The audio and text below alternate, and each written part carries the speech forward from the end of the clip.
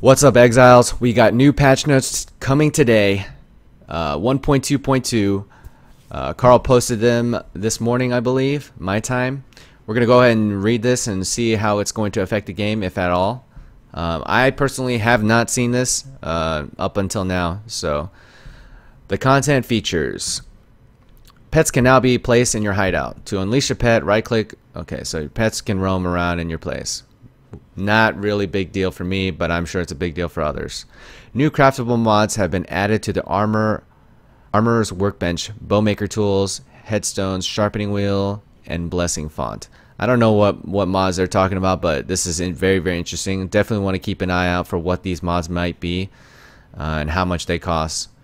But I'll just leave it at that for now. Ow. Masters can now sell you hideout decorations from towns as long as you have a hideout. All right, I haven't really decorated my house. You guys have seen my pad. It's very, very I just will say it's a very, very efficient. It's good enough. I don't know. I don't even know that I will decorate it until I get to level 8. Maybe at level 8 I'll start putting stuff in, but I like everything very short distance, one click away, one step. You know, I don't like to travel far. But this is my Hedgie's pad. Pretty pimp. Microtransaction portal effects now apply to portals created by map devices. That is awesome. This is what I care about more. Now my Conqueror supporter pack. Where is it? Now this baby will be all the portals around this map device. Added 3 new cosmetic microtransactions: Ghost, Flaming Raging Spirit, Demonic Flame Blast, and Demonic Reeve. I don't think I'll be purchasing the Raging Spirit, but I definitely think the Demonic Flame Blast and Demonic Reeve are going to be something that I buy. I like Reeve and I like Flame Blast a lot, and I would like to differentiate my Flame Blast from others. So that'd be a good way to know that it's friendly and not from the Exile.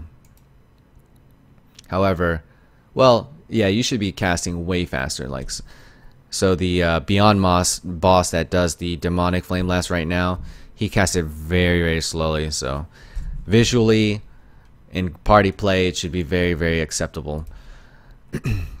Masters now offer abandoned mission conversation option for the daily missions for when you absolutely want to fail your mission. Wow, that sounds very emo. You can now destroy items in your hideout. Oh, this is like the second favorite change that I hate. Having like a level 74 base or something that's shitty, and I just want to throw it on the ground like I do in Sarn all the time. But now I will be able to destroy them. So good, so good. That's the one thing that I hated about my hideout, is that I can never just... Are you sure you want to destroy this item? Yes. Because I don't want to sell it for a scroll fragment, and then that's just going to litter your inventory even more.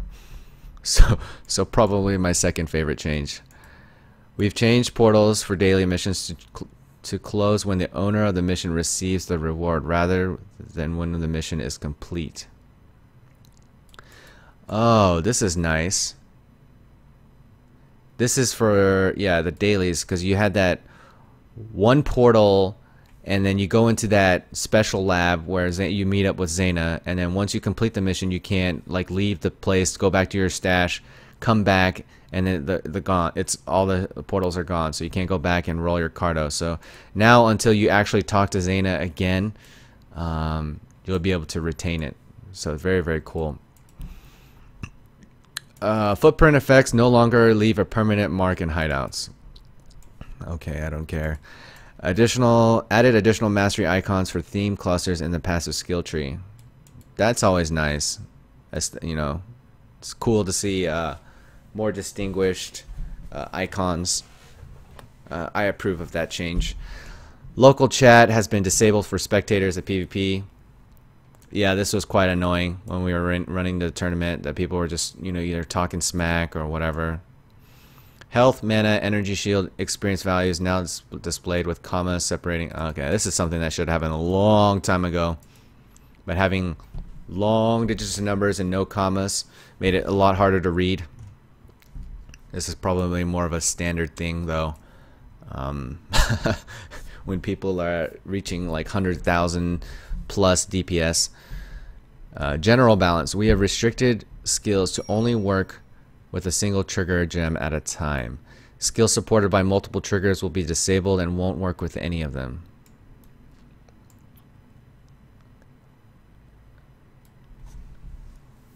Okay, so that means something like cast and damage taken and cast when stunned can't be used with like Enduring Cry or like a curse. So that when you take a stun or cast and damage, like I guess this is a, I don't know that people are using this so much in PvE, but PvP this could play a pretty significant impact. You know, trying to attach multiple skill gems with different triggers. This is what that's talking about. Cast on melee kill has a 100% chance to trigger a supported skill at all levels. Trigger skills deal 20% increased spell damage at gem level 1 up to 77% at gem level 20. What does cast on melee kill do right now?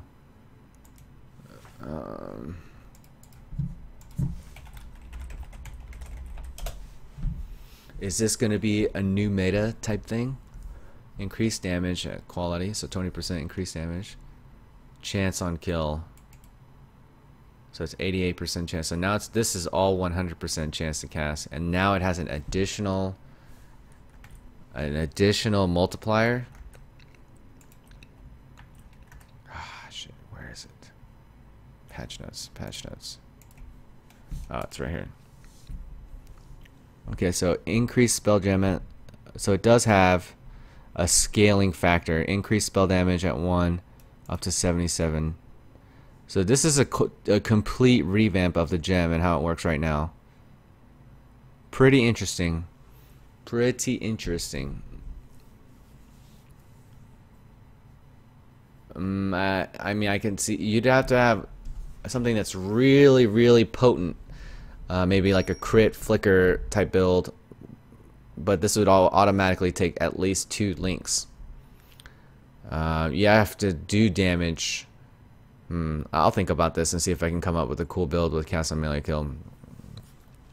We have reduced the damage of Merveil's Ice Spear by 15% in normal difficulty, with smaller reductions in Cruel and Merciless. Her geysers now hit a smaller area. So Merveil overall is getting a nerf in all difficulties. I guess it was warranted. Very, very needed, I guess. A lot of people were skipping it, and I guess they were seeing that in their database. Significantly reduced the damage of Tornado Shot being used by Beyond Demons. Wow. Wow. So they're nerfing it even more. Alright. Alright. Reduce the life of non-unique Beyond Monster Demons. Or Beyond Demons. Damn, that's like a double nerf. I don't know how I feel about this. I don't know how I feel about the double nerf. I kind of like the league being hard, but I guess there's more people complaining about its difficulty than there are people like me enjoying it. Master mission balance. The level of daily master missions have been adjusted. Oh, nice. Now we'll be able to actually do like Elrion missions that aren't like level in Cruel or whatever. That's awesome.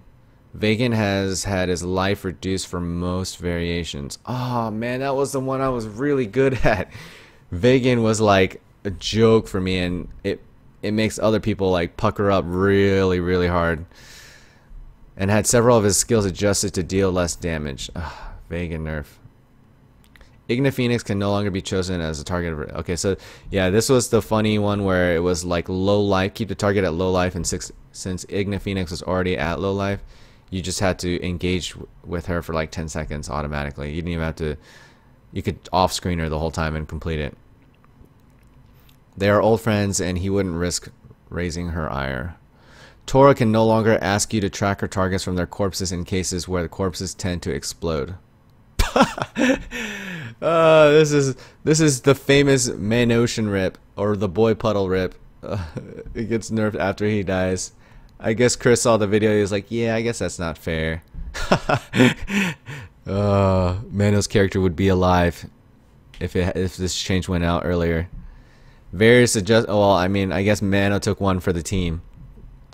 Various adjustments have been made to the mission site areas, sizes, and pack sizes. Is that more or less? That's what I want to know. Mission side areas. I don't know what this means. Hopefully the Elrion quests are made harder, because I felt like those are really stale. Just waiting for a few mobs here, a few mobs there. It would be much nicer if it was a swarm, especially when it's like defend the relic. I think that one needs to be the most tuned, because having those bone scalies that move slow as balls and just unable to kill them in the zone, like you don't have a, like I wish I had Val Cyclone for that, but I end up hitting Enduring Cry and then running to one side so that they would run closer. It's just a pain in the butt. Okay, bug fixes. I'll let you guys go over these bug fixes. Usually these are very insignificant. But I hope you guys enjoyed this reading and interpretation of the 1.2.2 patch. I'll continue to do guides as they're released, or my thoughts. Thank you guys for tuning in. Hit the like and the subscribe button if you would be so kind. And I'll see you guys later. Thanks for watching.